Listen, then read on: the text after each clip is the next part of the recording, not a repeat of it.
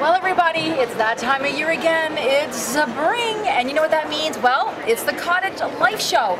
This is the largest cottage show in the world. You have over 500 exhibitors that are here under one roof. To be able to go and see all of these trades, all of these experts, all the products and services under one roof, it would take you years. But you can come here and see it all, and it's bigger than ever. So we have a fantastic show because I got to tell you, we have Colin and Justin that are going to hang out with me, and we're going to certainly cause trouble throughout the show. But we also have Jim Caruk, and he's going to talk a little bit more about the importance of how you hire that right builder contractor. So you don't want to miss it. There's lots to see. Well, stay tuned. Okay, Jim, so we're here in the real estate section of the Cottage Life Show, and I mean, it's pretty packed. It's Friday. It's already really busy. But I just want to talk about the importance when you're doing any kind of real estate, whether for yourself to buy or you're thinking of as an investment. How important is it to use a realtor and expert in that area? Well, I think it's a no-brainer. You should be using the agent in the area.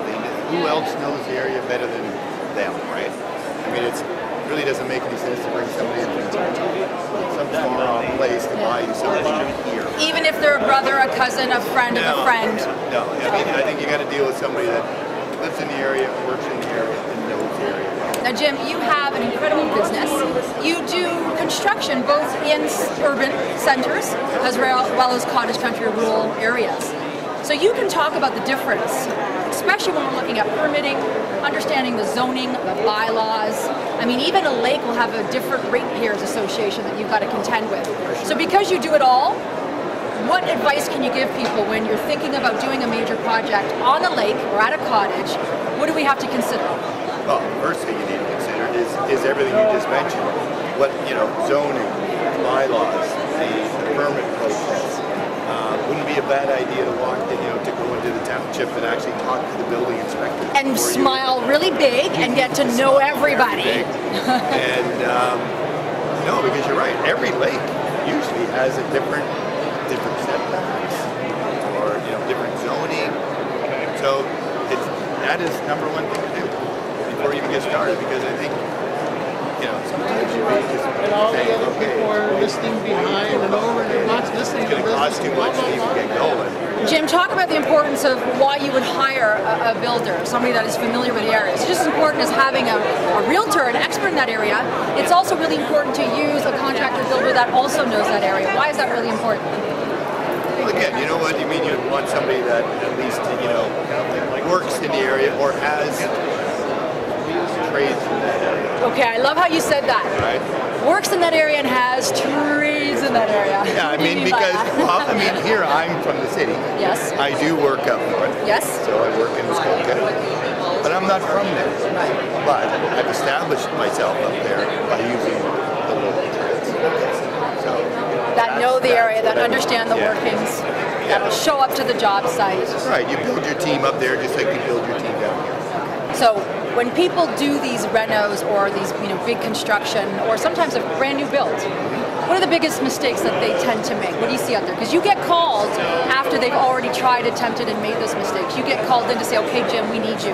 We tried. And a lot of times they try it themselves. You know this. Well, that's usually the first mistake, right? Is doing it yourself. Yeah, trying to do it yourself and then going on cheap. Yeah. And as you know, I mean, this is why everybody comes here and you're looking at builders, you're looking at product. I mean, there's so much product. And there's so many great builders out there. So we're just going through one now, and again, you don't take the lowest guy. There's something missing.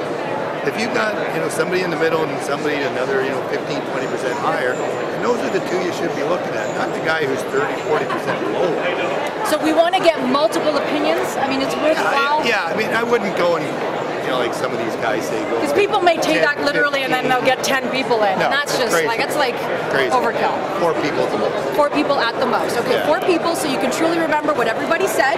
Yep. And then you know what everybody's saying that they can do. Well, it's too overwhelming with anyone. I agree. It's like showing somebody 10 homes in a day. Exactly. Good luck. How are you going to remember anything? The best thing to do is look in your area, pick 4 contractors that you see a lot of work being done by them, and then bring them in and work from there.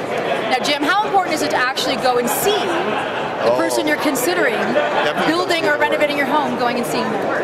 Go see their work while they're working.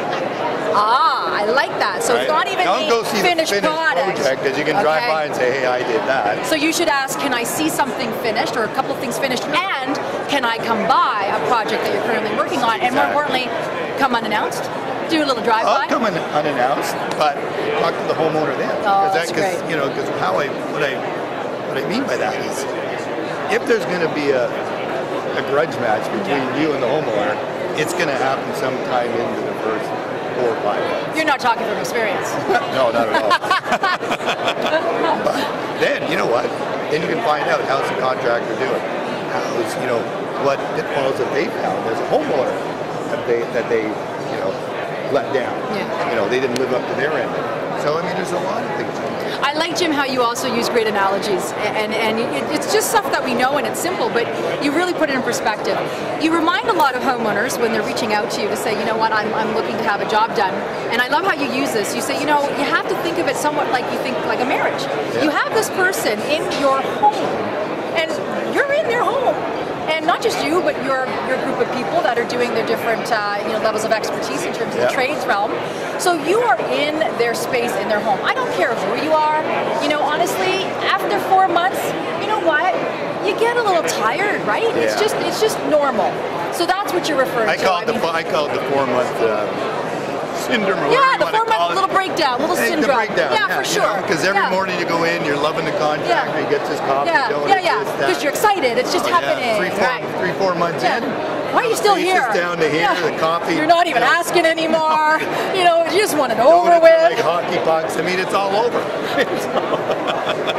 I love that, but that's what sets a great contractor aside from one that really, you know, is over-promising and under-delivering. You know this, you expect this, so you know at the 4-month window. I mean, any contractor that comes that has experience now, when you're interviewing him, don't think he's not interviewing you. Oh, for sure. He's doing the same thing. Absolutely. Because he's taking it all in and saying, okay, can I work with you or not? Do I want to work with you? Do I want to, right? I fired contractors. I mean, I fired homeowners. They fired me. And that's, you know what, that's just the way it is. That's right. If there's a personality clash, and hey, I don't want to do this. I don't want to put my life on hold for the next 6 to 8 months and go through this. Because you want to love what you do, and you put the best work forward when you love what you do. And we do the same thing in the real estate world.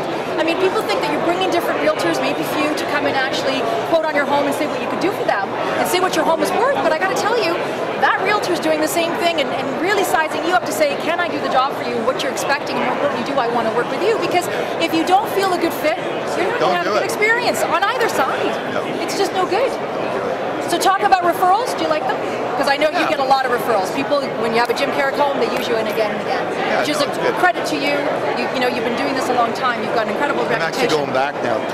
Just finished a kitchen for one of my old clients 21 years ago. That's amazing.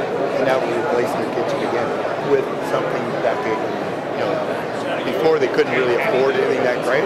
Now they want the kitchen, the ultimate kitchen. You gotta love that. Yeah, no, it's fantastic? great. So referrals are a great way. It's great. Yeah, but still check the work. I mean, that's, again, any contractor that's been around for a long time, he doesn't advertise that much. Doesn't have to. He may put his name out here just to say, hey, I'm still here, but most of his business comes from here. There you go. So for people to be able to reach out to you, because they all know you as the celebrity contractor, but I think it's important for people to realize that this is your business. That's what I do. You actually do this. If people want to reach out to you, how can they do so? Just go to jimcaruk.com or thecarukgroup.com. There you go. So thecarukgroup.com or jimcaruk.com. There you go. Great guy, great work. Love you. Thanks for hanging out.